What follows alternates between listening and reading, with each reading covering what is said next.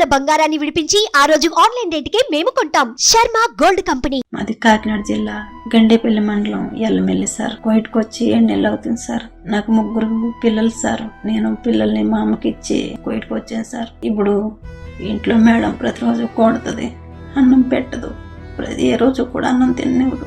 పని ఒక బాబమ్మ, ఒక బాబుని చూసుకోవాలి, ఇంకో మనిషి ఉంటుంది పని చేసుకోవడానికి అని చెప్పి నమ్మని తీసుకొచ్చి ఇంట్లో చాలా జనం ఉంటారు, అందరికీ నేనే చెయ్యాలి, పని అంతా నేనే చెయ్యాలి. ఇలా మోసం చేశారని ఏజెంట్ని అడిగితే ఫోన్ బ్లాక్ లిస్ట్ లో పెట్టుకుంటున్నాడు. సార్ నన్ను చంపేసేలా ఉన్నారు, కాపాడండి, సరిగ్గా తిండి కూడా పెట్టడం లేదు, అడిగితే బెదిరిస్తున్నారు, ప్రశ్నిస్తే శిక్షిస్తున్నారు, నన్ను కాపాడి నా పిల్లల వద్దకు చేర్చండి సార్, మీకు జీవితాంతం రుణపడి ఉంటా. కువైట్ వెళ్లి అక్కడ చిత్రహింసలకు గురవుతున్న తెలుగు మహిళ కన్నీరు గాథ ఇది.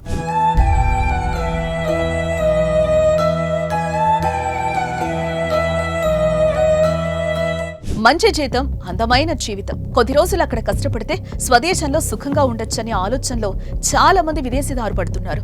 తీరా అక్కడికి వెళ్లిన తర్వాత కొందరు పరిస్థితులు దారుణంగా ఉంటున్నాయి. అలా పొట్టకోటి కోసం గల్ఫ్ దేశాలకు వెళ్లిన ఎందరో తెలుగు వాళ్లు మోసపోతున్నారు, అక్కడ కష్టాల్లో కూరుకుపోతున్నారు. ఇప్పటికీ ఇలాంటి కథలు చాలా విన్నా మళ్లీ అవే రిపీట్ అవుతున్నాయి కూడా. తాజాగా ఏపీకి చెందిన ఓ మహిళ అక్కడ పడుతున్న కష్టాలను ఓ వీడియో ద్వారా తెలిపింది. తాను అనుభవిస్తున్న నరక యాత్రను అందులో వివరించింది.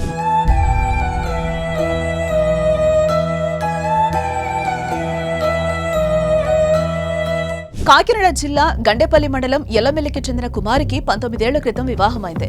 ఈమెకి 2 ఆడపిల్లలు, 1 కుమారుడు ఉన్నారు. అయితే భర్త వెంకటేష్ 5 ఏళ్ల క్రితం మృతి చెందడంతో సంపాదన చాలక కువైట్ వెళ్లాలని నిర్ణయించుకుంది. అందులో భాగంగానే పాలకొల్లుకు చెందిన సుధాకర్ అనే ఏజెంట్ సహాయంతో కువైట్లోని ఓ ఇంట్లో పని మనిషిగా ఉద్యోగంలో చేరింది. అయితే అలా వెళ్లిన కొన్ని రోజులు బాగానే చూసుకున్నారని, ఆ తర్వాత చిత్రహింసలకు గురి చేస్తున్నారని కన్నీటి పర్యంతమైంది.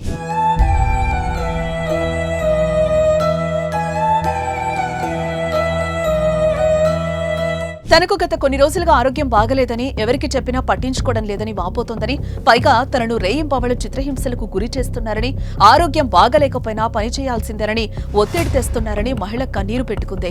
దయచేసి తనకు ఇక్కడి నుంచే విముక్తి కల్పించి తన పిల్లల వద్దకు చేర్చాలని కేంద్ర రాష్ట్ర ప్రభుత్వాలను ఆ మహిళ వేడుకుంటోంది. మాది కాకినాడ జిల్లా గండేపల్లి మండలం ఎల్లమెల్లి సార్. కోయిట్కి వచ్చి 7 నెలలు అవుతుంది సార్. నాకు 3 పిల్లలు సార్. నేను పిల్లల్ని మా అమ్మకి ఇచ్చి కోయిట్కి వచ్చాను సార్. ఇప్పుడు ఇంట్లో మేడం ప్రతిరోజు కొడుతుంది, అన్నం పెట్టదు, ఏ రోజు కూడా అన్నం తిననివ్వదు.